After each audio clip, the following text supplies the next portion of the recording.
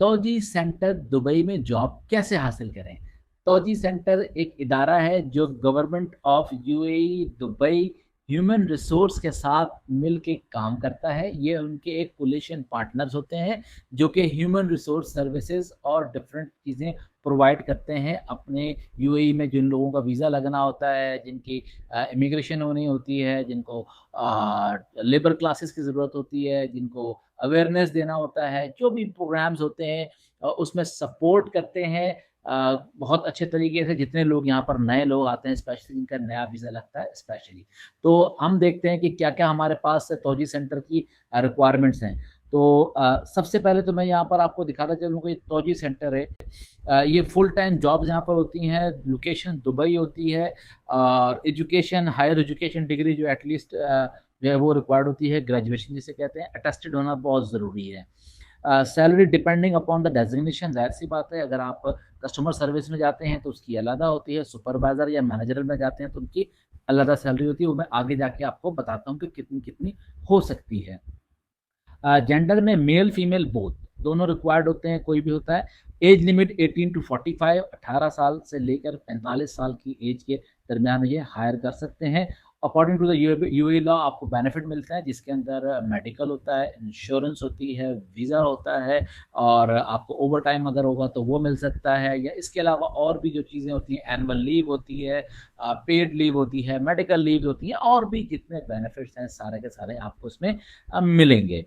Nationality जो है वो सिलेक्टिव नेशनैलिटीज़ होती हैं क्योंकि कहीं सम टाइम तो एक नेशनैलिटी को ज़्यादा नहीं वो रख सकते, तो डिफरेंट कंट्रीज़ के लोग जिसमें जीसीसी से लोग होते हैं, इंडिया से होते हैं, पाकिस्तान से होते हैं और यूएई के लोकल्स होते हैं और डिफरेंट नेशनैलिटीज़ के लोग यहाँ पर होते हैं, तो अकॉर्डिंग टू दैट वो नेशनैलिटीज़ को सिलेक्ट करते हैं अकॉर्डिंग टू द सिचुएशन। और लास्ट अपडेट जो है ये 14 अक्टूबर यानी कि 14 अक्टूबर की ये जॉब है जो मैं आपको डिटेल सारी बताने लगा हूँ, बिल्कुल अपडेट्स हैं। अच्छा, इसके अंदर सबसे पहली चीज़ बता दूँ कि क्या-क्या बेनिफिट मिलने वाले हैं एम्प्लॉइज़ को। ज़ाहिर-सी बात है हमारा बेनिफिट होगा तो हम आगे कंटिन्यू करेंगे, हमारा बेनिफिट नहीं है तो हम क्यों किसी चीज़ को कंटिन्यू करें।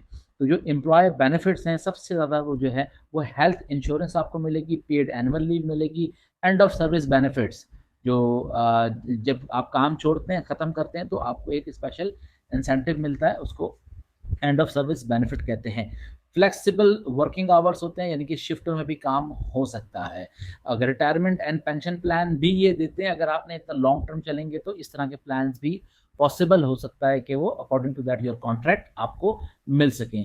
प्रोफेशनल ट्रेनिंग एंड प्रोग्राम्स यानी कि आपको आपके काम के लिए, जॉब के लिए जो भी आपको रिस्पॉन्सिबिलिटी दी जाएगी उसके लिए पहले आपको ट्रेनिंग प्रोवाइड की जाएगी मुकम्मल तौर पर। अच्छा, अब इसके बाद नीचे हम देख सकते हैं कि क्या-क्या बेनिफिट्स हैं। वो ये है कि जो एंट्री लेवल जॉब्स होती हैं या सीएसआर होते हैं, कस्टमर सर्विस सपोर्ट होती हैं, उनकी सैलरीज़ तकरीबन 3-1 हज़ार हो सकती हैं। ये जो सैलरीज़ मैं आपको बताने लगा हूँ, ये तकरीबन एज़ पर द यूएई में जो आम तौर पर नॉर्मली चलती है, मैं वो बताने लगा हूँ। और उसके बाद अगर आप थोड़ा-सा सीनियर लेवल पे चले जाते हैं तो 7,000 टू 12,000 यानी कि सुपरवाइज़र लेवल पे अगर आप चले जाते हैं और आप इंचार्ज हो जाते हैं किसी चीज़ के या किसी सेगमेंट के, तो सैलरीज़ बढ़ जाती हैं। और इसी तरीके से अगर आप मैनेजर लेवल पे चले जाते हैं तो 15 से 20-25 हज़ार भी आपकी सैलरी हो सकती है, डिपेंड ऑन द सिचुएशन और आपका कितना अच्छा आपका एक्सपीरियंस है और क्या। अब मैं यहाँ पर बताने लगा हूँ आपकी कौन-कौन सी वैकेंसीज़ अवेलेबल हैं। जो पोस्ट इनके पास होती हैं वो है CSR, legal advisor, administrative assistant, account manager, public relationship officer, receptionist, data entry operator, appointment scheduler, okay, compliance officer, translations, facilities coordinator और ट्रेनिंग कोऑर्डिनेटर्स एज़ वेल। ये सारी काइंड की पोस्ट होती हैं। टाइम टू टाइम इसमें से बहुत सारी पोस्ट खाली होती रहती हैं, नए लोग आते रहते हैं, तो इस तरीके से इनमें से किसी जगह पे भी आप अप्लाई कर सकते हैं। तो ये है एक शॉर्ट इंट्रो। अब आप पूछेंगे सर जी अप्लाई कहाँ करना है? जी बिल्कुल, तो जी में अप्लाई करने का बहुत ही आसान सा तरीका है। ये रहा, मैंने यहाँ पर प्रोवाइड कर दिया आपको ईमेल एड्रेस। इस ईमेल को एड्रेस को मैंने डिस्क्रिप्शन में भी मेंशन कर दिया है, वहाँ से भी आप इसको कॉपी कर सकते हैं।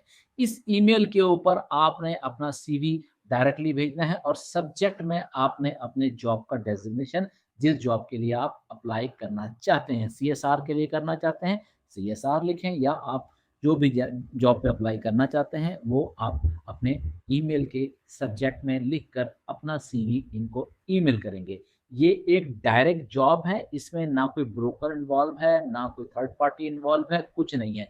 डायरेक्ट तौजी के पास आपका CV जाएगा और वो आपको इंटरव्यू कॉल करेंगे। अगर आपका CV, आपका डेजिग्नेशन, आपका experience according to that requirements अगर आप मीट करते होंगे तो डेफिनेटली वो आपको बुलाएंगे। इतनी सारी जॉब्स हैं, अब किसका इंतज़ार है? अभी जाए, अभी अप्लाई करें।